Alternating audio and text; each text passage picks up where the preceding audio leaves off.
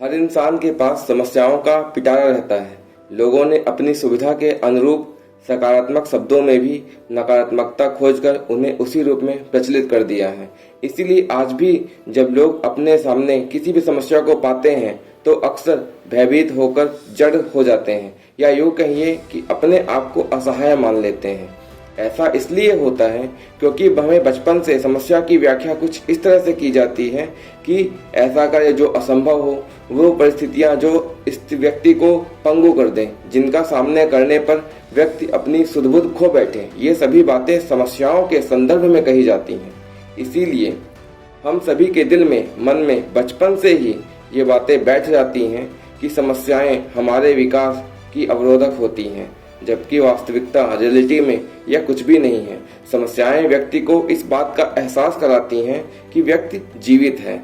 जीवन है तभी तो समस्याएं हैं। यदि जीवन समाप्त हो जाए तो भला समस्याओं का क्या अस्तित्व है।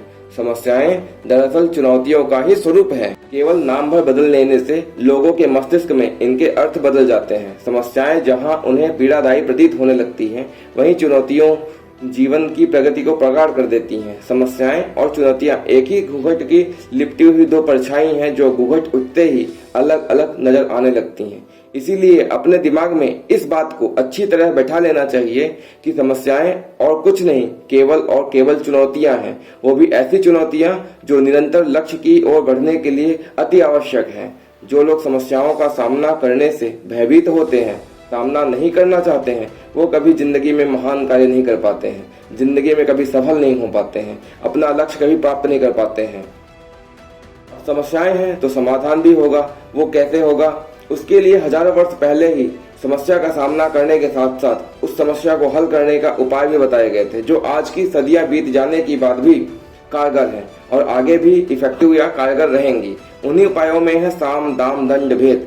ये तरीके भले ही पुराने हों और इनका स्वरूप जरूर बदल गया है, लेकिन आज भी बहुत असरदार हैं किसी भी समस्या को जड़ से खत्म करने के लिए। साम, दाम, दंड, भेद में सबसे पहले आता है साम। लोगों के अंदर रणनीतियां बनाकर, प्लानिंग बनाकर चलने की आदत नहीं होती है, इसीलिए वो अपने सामने आई हुई समस्याओं को पहाड़ सा मानकर हथियार डाल देते हैं और इस तरह स्वयं पराजय को आमंत्रित कर लेते हैं। कई बार समस्या इतनी जटिल नहीं होती है जितने हमें लगती हैं।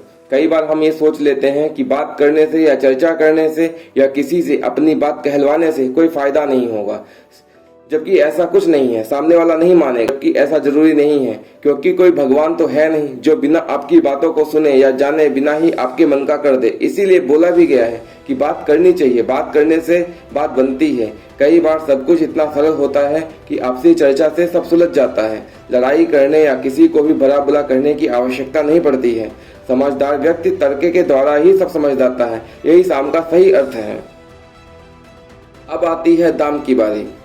विपदा में हो या प्रॉब्लम में हो, धन ही हमारा या हम सभी का सच्चा साथी या हितैषी होता है। इसीलिए धन को जोड़ कर रखना चाहिए ताकि विपदा या प्रॉब्लम आने पर उसका सही प्रयोग किया जा सके, उसका प्रयोग करके समस्या को दूर किया जा सके।